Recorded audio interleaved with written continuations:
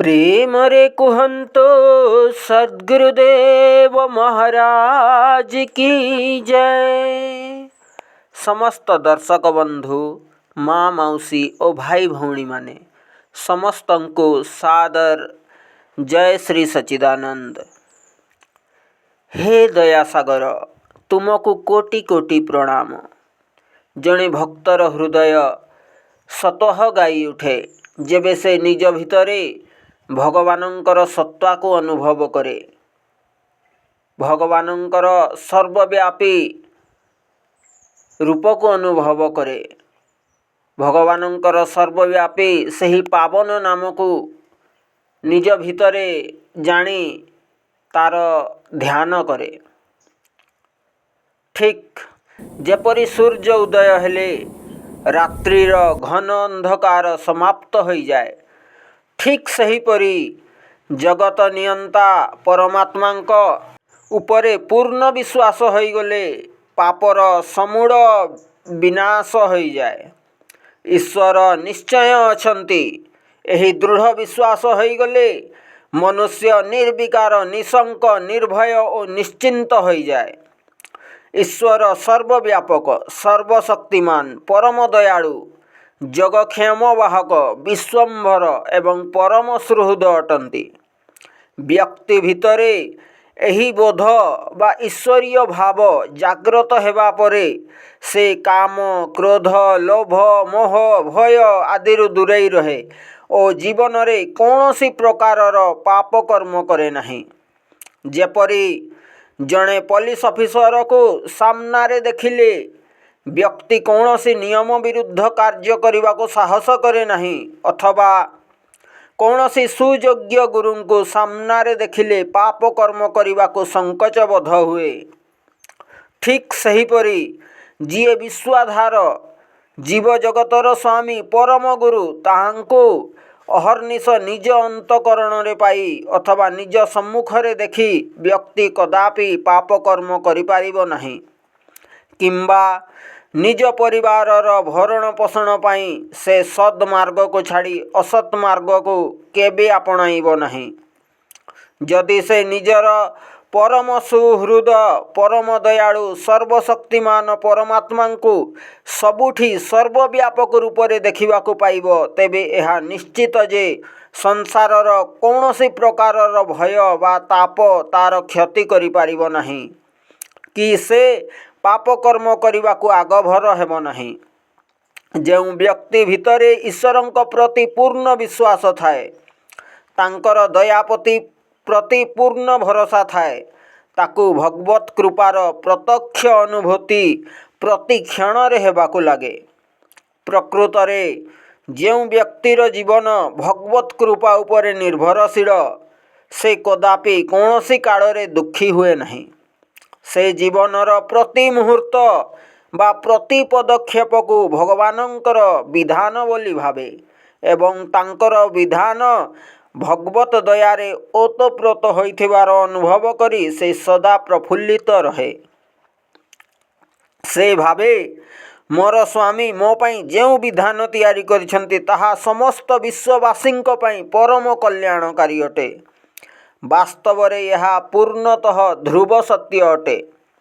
तार बुद्धि केबे भी एपरी निर्णय दिए नहीं जे भगवानंक सृष्टि रे जो प्राकृतिक नियम मान रही से सबु जगतवासींक पाई अमंगलकर अटे। कौन सर्वहितकारी सर्वेश्वर भगवान निजर संतान पाई केबे अमंगल पांचिबे?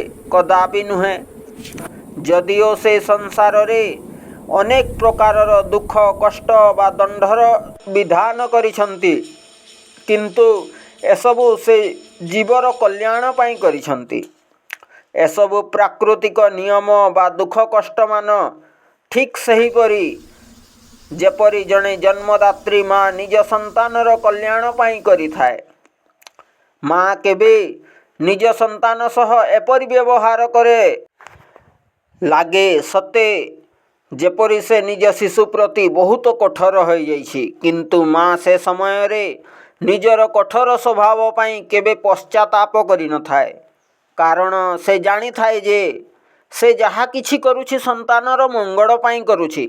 एहार अर्थ एया नुहे जे माँ तार स्नेह ममता बा बात्सल्य को एका बेड़के पासरी दिए अथवा समाप्त कर दिए। जदिओ माँ तार मातृत्व भाव अर्थात स्नेह ममता बा बात्सल्य आदि को किछि दिन बा किछि समय पाई संतानर कल्याण हेतु बाहरे परिप्रकाश करि न थाए, किंतु से जानिशुणी एसबू को निज भितरे गुप्त रखि थाए और आवश्यक पड़िले से एहार उपयोग करे। ठीक एहीपरि अनंत स्नेह प्रेमर असीम सागर भगवान मध्य निजर संतान अर्थात जगतवासी कल्याण पाई करिथांती। से तांकर अनंत स्नेह प्रेम को प्रतीक रूप से समस्त मातृवृंदक हृदय रे स्थापित करी सेमानंकु अनादि कालरू ममतामयी प्रेममयी स्नेहमयी करी आसिछंती और तत्सहित निज संतानंकर कल्याणार्थे भिन्न भिन्न प्रकारर दंड विधान मध्य तैयारी करी रखिछंती। वास्तव रे देखिबाकू गले परमेश्वरंक दंड विधान हेउछि ठीक जणे माँ परी। माँ जेपरी निजर पिला को अग्नि निकट को न जीवाकू डराई थाए, से ताकू अग्नि ठारू दूरेई रहिबा पाई बुझाई थाए। कथा न मानिले से केबे केबे ताकू दौड़ी रवि बांधी करी रखे।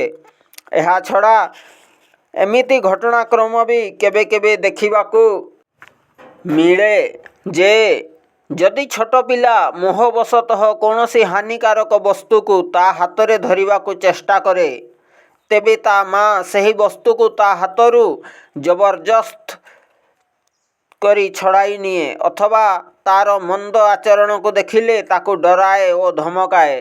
ठीक एहीपरि भगवानंक रचित विधान द्वारा मनुष्य भितरे विषय भोग प्रति आसक्ति न हेबा, कौनसी घटनाक्रम को नहीं विषय ठारू दूरेई रहिबा को बाध्य हेबा, विषय वासना जनित संबंधर बड़पूर्वक विच्छेद हेबा अथवा समाप्त होई जिबा, चाहू नथिबा प्रतिकूल वातावरण सृष्टि हेबा आदि प्रक्रिया एही श्रेणीर अंतर्भुक्त अटे।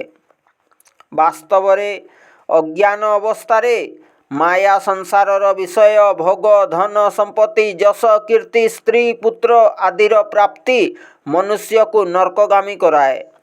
जीए केवल यही सबु प्रपंच मध्यरे अहर्निश ग्रसित रहे से निजको दुख रूपक दावानଳରେ झास दे दग्धीभूत हेबाकू आमंत्रित करे। एपरी व्यक्ति माया मोहर प्रभावरु केबे रक्षा पाई पारे नहीं। विचार करंतु भगवान जी आम समस्तंकर परम सुहृद एवं परम हितैषी अटंती, से आमको एसबु माया मोह काहींकी देले ओ ए सबुथिरे आसक्त रहिबार स्वतंत्र बा काहींकी स्वतंत्रता काहींकी प्रदान कले। जो माने केवल ए सबुर रक्षा बा प्राप्ति पाई ही कर्म करुछंती ओ ए सबुर प्राप्ति को भगवानंकर दया बोली भाबुछंती, एपरि भाबी सेमाने जीवन रे बहुत बड़ भूलटिए करुछंती। कारण क्षण भंगुर वस्तु मानकर सठिक उपयोग न कले किंबा आसक्त रहिले से सबु आमको संसार सागर रे बुड़ाई दियंती। कौन परम दयालु भगवान आमको एसबु प्रति आसक्त रही संसार सागर रे बुड़ी मरिबा को जन्म देइछंती। कौन माँ केबे तार प्रिय संतान को जानी शुणी करी मीठा लगुथिबा विश्व भरा लड्डू खाइबा को दिए। कौन से केबे ताको सुनारे तैयारी बाक्स भितरे कड़ा नागर सापर मुह को ठेली देवा को चाहिबो।